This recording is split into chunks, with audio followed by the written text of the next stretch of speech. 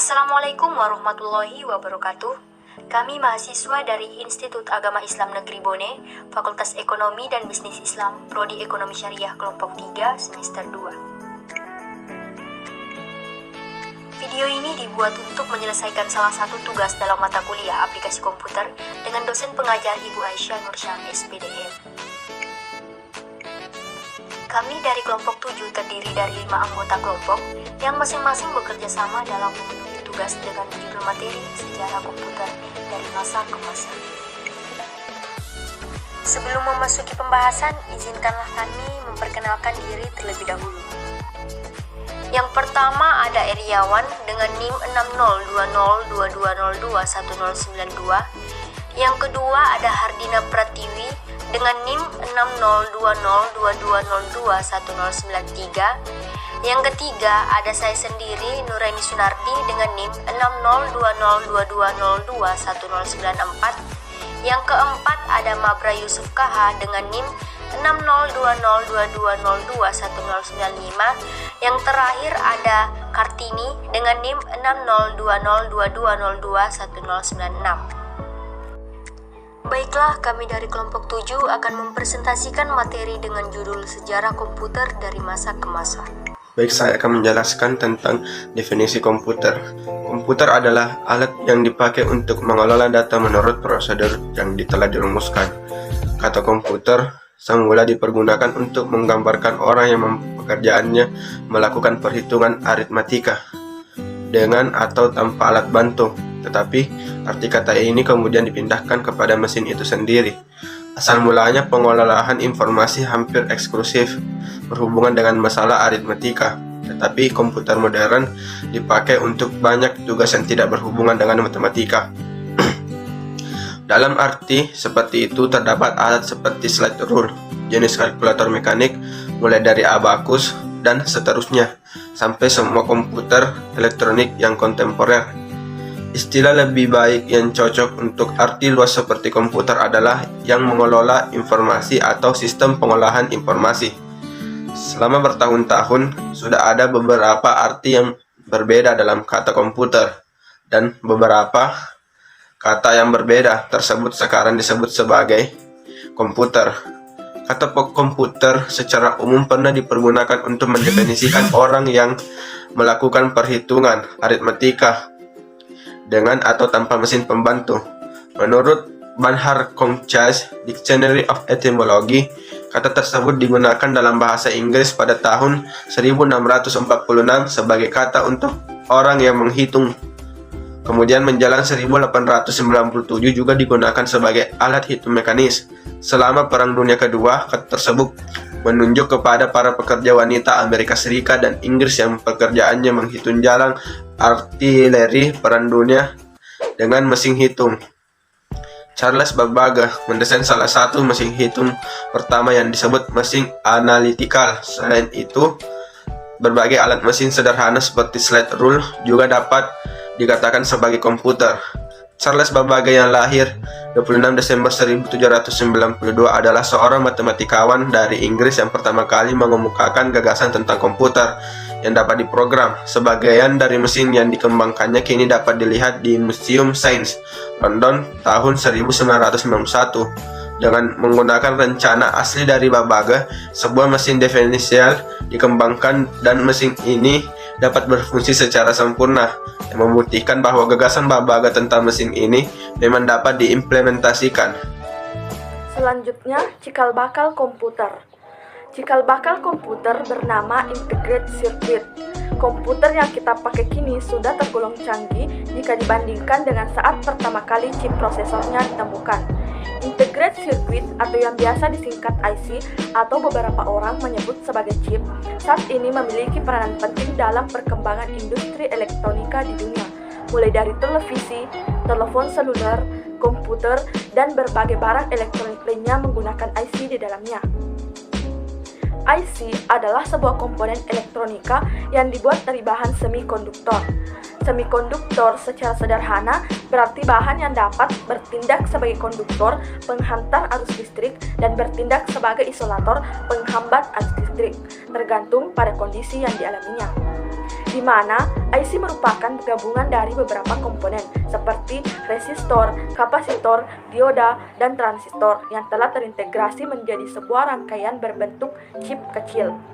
IC digunakan untuk beberapa keperluan pembuatan peralatan elektronik agar mudah dirangkai menjadi peralatan yang berukuran relatif kecil.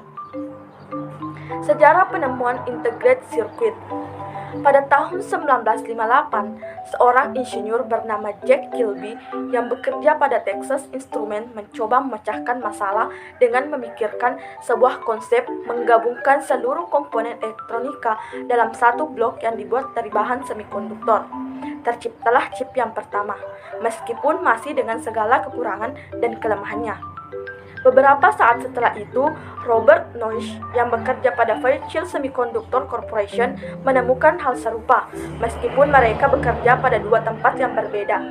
Karena itu, sejak penemuan pertama sebuah IC, banyak riset yang dilakukan untuk mengembangkan IC atau chip hingga saat ini.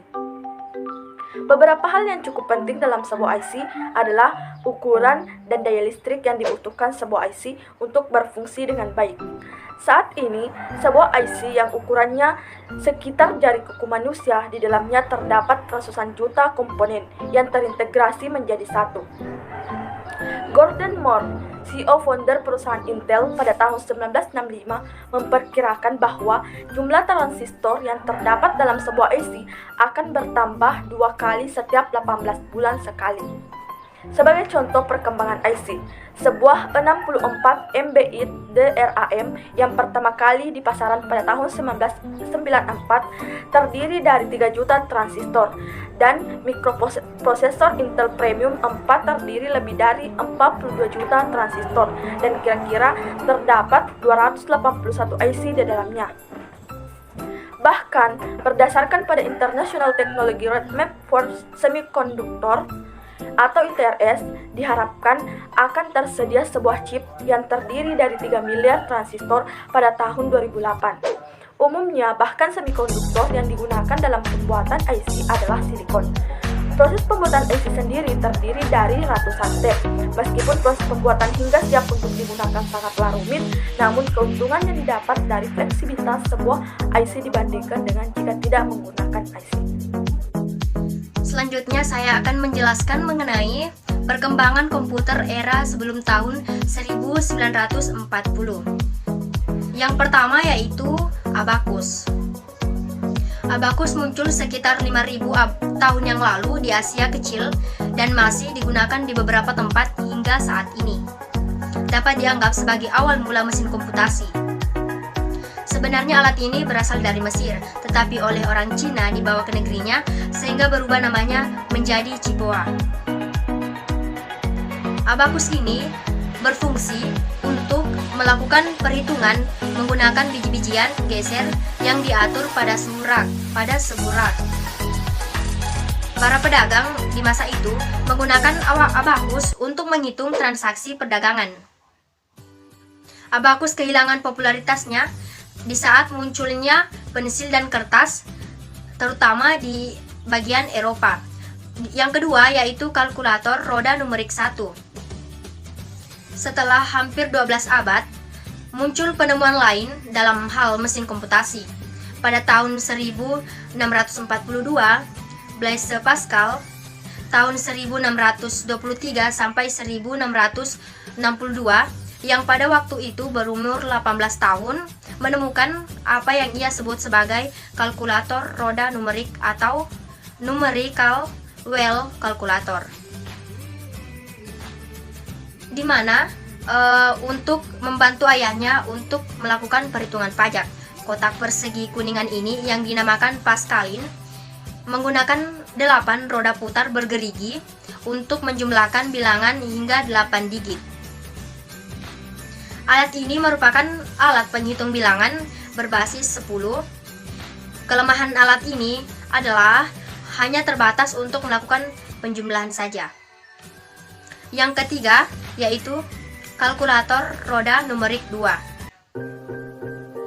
Tahun 1694, seorang matematikawan dan filsuf Jerman, Gottfried Wilhelm von Leibniz, tahun 1646 sampai 1716, memperbaiki Pascalin dengan membuat mesin yang dapat mengalihkan. Sama seperti pendahulunya, alat mekanik ini bekerja dengan menggunakan roda-roda bergerigi. Dengan mempelajari catatan dan gambaran yang dibuat oleh Pascal, Leibniz dapat menyempurnakan alatnya. Selanjutnya, yang terakhir yaitu kalkulator mekanik. Charles Xavier Thomas de Colmar menemukan mesin yang dapat melakukan 4 fungsi aritmatik dasar. Kalkulator mekanik Colmar aritmometer mempresentasikan pendekatan yang lebih praktis dalam kalkulasi karena alat tersebut dapat melakukan penjumlahan, pengurangan, perkalian, dan juga pembagian.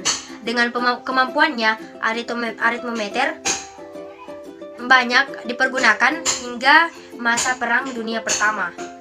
Bersama-sama dengan Pascal dan Leibniz, Colmar membantu era komputasi mekanikal. Baik, saya akan menjelaskan perkembangan komputer di era sekitar tahun 1940. Perkembangan komputer di era sekitar tahun 1940 terbagi menjadi beberapa generasi, dan saya akan menjelaskan 3 dari generasi tersebut. Pada komputer generasi pertama, dengan terjadinya Perang Dunia Kedua, negara yang terlibat dalam perang tersebut berusaha menggunakan komputer untuk mengeksploitasi potensi strategis yang dimiliki komputer. Pada generasi pertama, dikarakteristik dengan fakta bahwa instruksi operasi dibuat secara spesifik untuk tugas tertentu. Setiap komputer memiliki program atau kode linear yang berbeda yang disebut bahasa mesin. Hal ini menyebabkan komputer sulit untuk diprogram dan membatasi kecepatannya. Ciri-cirinya adalah penggunaan huruf vakum dan membuat ukuran komputer menjadi sangat besar. Selanjutnya, komputer generasi kedua. Pada tahun 1948, penemuan transistor sangat mempengaruhi perkembangan komputer. Transistor menggantikan vakum yang ada pada televisi, radio, dan komputer. Akibatnya, ukuran mesin-mesin elektrik berkurang drastis.